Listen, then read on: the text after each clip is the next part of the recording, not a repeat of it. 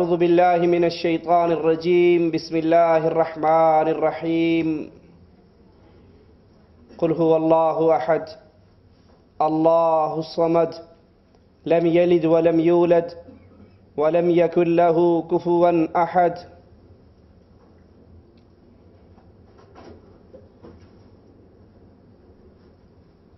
جیسے جیسے قیامت قریب ہوتی جا رہی ہے، اسی طرح فتنے پھیل رہے ہیں۔ رسول اللہ صلی اللہ علیہ وسلم نے ایک فرمان مبارک میں فرمایا تھا کہ قرب قیامت فتنے اتنے زیادہ ہوں گے کہ ہر فتنہ سابقہ فتنے سے بڑی شکل کے اندر ابھرے گا، اندھیرے فتنوں کے اندھیرے ہوں گے۔ انہی فتن کے اندر سے ایک بہت بڑا فتنہ، ایک بہت بڑی بیماری جو اس وقت امت کے اندر بڑی تیزی کے ساتھ پھیل رہی ہے، وہ بیماری جادو کی بیماری ہے۔ اور خاص طور پہ ہمارے علاقوں کے اندر جادو اتنی تیزی سے پھیل رہا ہے،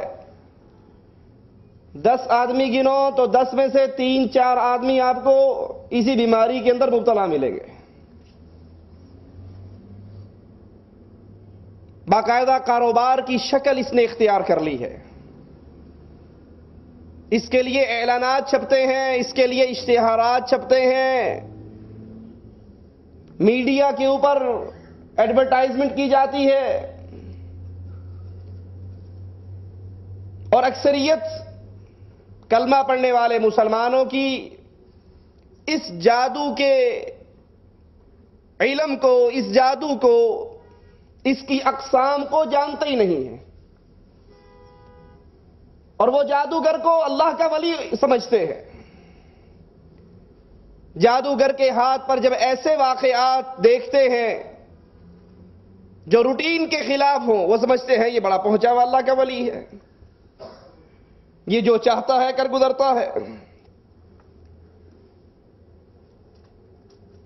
پھر اس جادوگر کی باقاعدہ عبادت شروع ہو جاتی ہے، اس سے امیدیں لگ جاتی ہے، اس کو موت و حیات کا مالک تسلیم کر لیا جاتا ہے، اور وہ بھی تعویذ لکھ کر دیتا ہے کہ جب تک یہ تمہارے گلے میں رہے گا تمہیں کوئی نقصان نہیں ہو سکتا۔ اس سے امیدیں لگائی جاتی ہیں، اس سے سوال کیا جاتا ہے، مصیبت اور غم اور دکھ کے اندر اس کے سامنے مشکل کشائی کا کشکول لے کر ہم پہنچ جاتے ہیں، ہم تو برباد ہو گئے، ہم مر گئے، ہمارے لیے کچھ کرو۔ اور جس کو اللہ کا ولی سمجھ رہے ہیں، حقیقت کے اندر وہ شیطان کا ولی ہوتا ہے۔ اب شیطان تو کبھی شیطان کے روپ میں نہیں آئے گا گمراہ کرنے، شیطان تو ہمیشہ شیخ اور مولوی، پیر اور ملا، صوفی اور حضرت کی شکل میں آتا ہے، اور یہ جھوٹی عبادتوں کے، جھوٹی ریاضتوں کے، جھوٹے مراقبوں کے چولے پہن کر لوگوں کو گمراہ کرنے والے اصل میں اللہ کے ولی نہیں بلکہ شیطان کے چیلے بن جاتے ہیں۔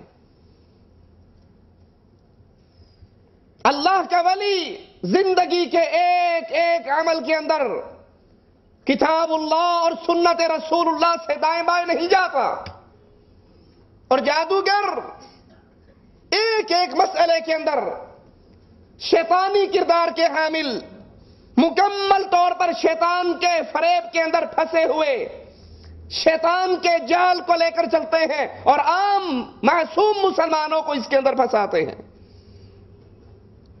اور جب عام مسلمان دیکھتے ہیں جادوگر ہوا میں اڑنا شروع کر دیتا ہے، جادوگر ہاتھ خالی ہے یوں ملتا ہے اور تھوڑی دیر بعد اس کے اندر پیسے آ جاتے ہیں،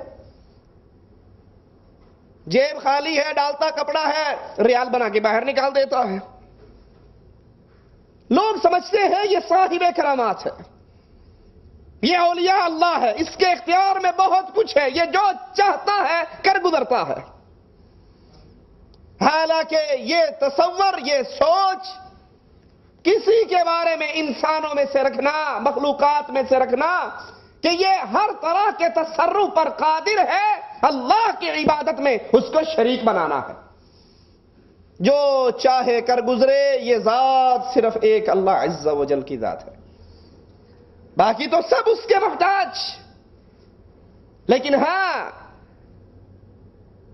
جب انسان کے پاس پیمانہ ہو تولنے کے لیے، دیکھنے کے لیے، پھر وہ گمراہ نہیں ہوا کرتا۔ وہ ان کے شعبدہ بازی کو، ان کی تعویذ گری کو، تعویذ فروشی کو، شیطان کی طرف سے کیے ہوئے کچھ اعمال کو دیکھ کر دور سے کہہ دیتا ہے کہ یہ انسان جادوگر ہے، یہ اللہ کا ولی نہیں ہے۔ یہ ایمان، یہ توحید انسان کو اللہ کے ولی اور شیطان کے ولی میں تفریق سکھا دیتی ہے۔ جیسے حدیث میں آتا ہے نا، دجال جب آئے گا بڑی دنیا کو گمراہ کر لے گا، آخر مدینہ منورہ سے ایک مواحد اللہ کی توحید پہ ایمان لانے والا وہ آئے گا اور اسے دیکھتے ہی کہے گا تو پکا کافر ہے۔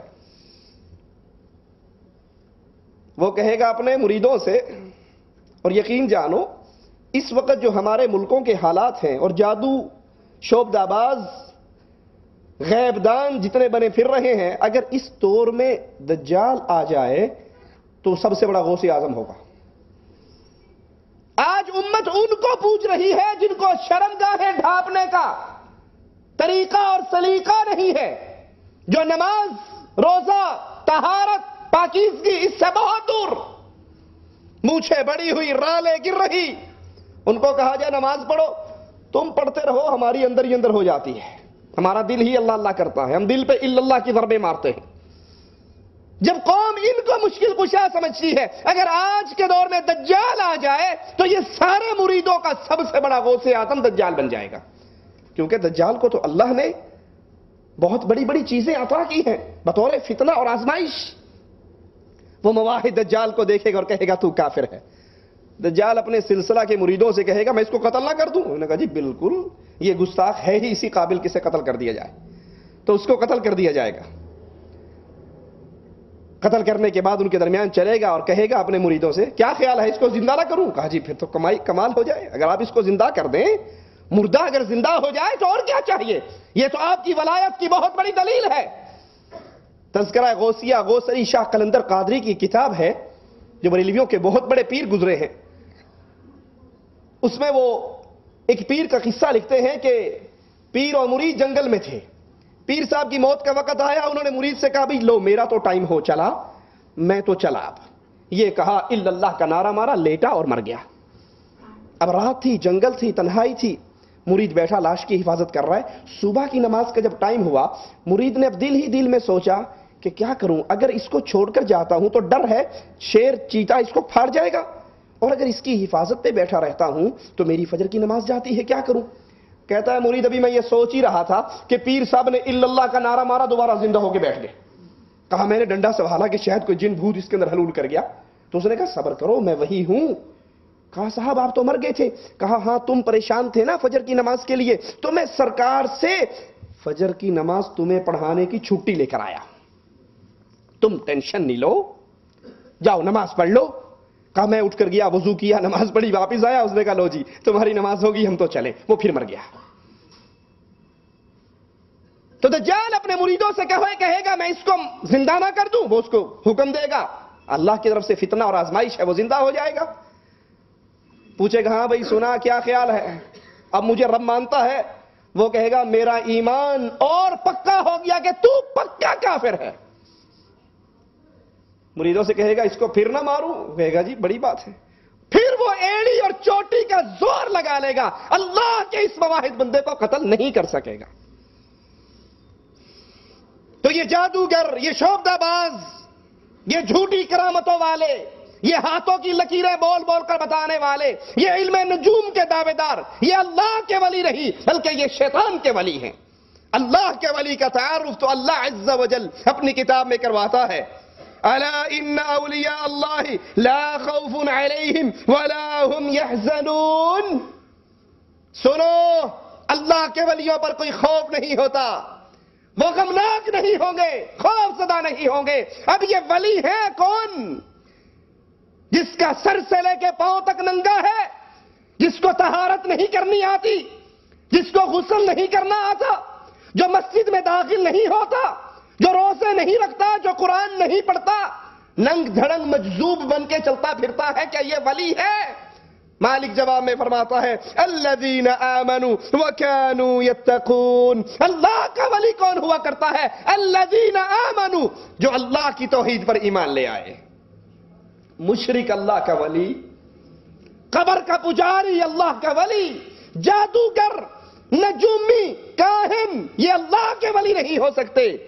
اللہ کے ولی الذین آمنوا، جو قرآن اور حدیث پہ ایمان لے آئے، وہ اللہ کا ولی ہے. اور جو قرآن و حدیث پہ ایمان لے آتا ہے وہ تعویذ فروشی نہیں کرتا، وہ جادوگری نہیں کرتا، وہ علم نجوم کا دعویٰ، علم غیب کا دعویٰ نہیں کرتا، جو چاہو سو پوچھو کے اشتہار نہیں چھپواتا. وہ کون سی خواہش ہے جو پوری نہ ہو؟ یہ اشتہار چھپتے ہیں ہمارے ہاں. الذین آمنوا، اللہ کا ولی تو اللہ پر ایمان لاتا ہے.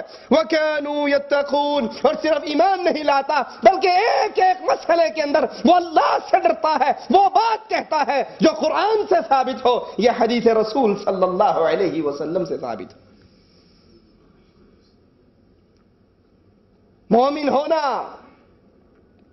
بہت بڑی بات ہے، اور مومن وہ ہوا کرتا ہے جس پر قرآن کی یہ آیات پوری اترتی ہیں. اور جو جادو سیکھتا ہے، جادو سکھاتا ہے، جادو کے علم لیتا ہے، دیتا ہے، وہ مومن تو بہت دور کی بات ہے، مسلمان بھی نہیں ہو سکتا.